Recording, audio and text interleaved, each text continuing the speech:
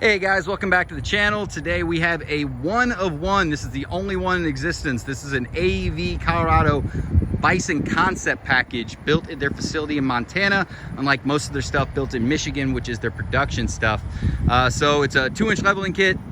You get their Highline flare, AEV front bumper, you get some interior upgrades, 35s, and their bead lock wheel, and then we'll get to the rear, which is what everyone's really gonna wanna see. So this is an incredibly functional rear end. So the sides actually drop if you need it to be a true flatbed.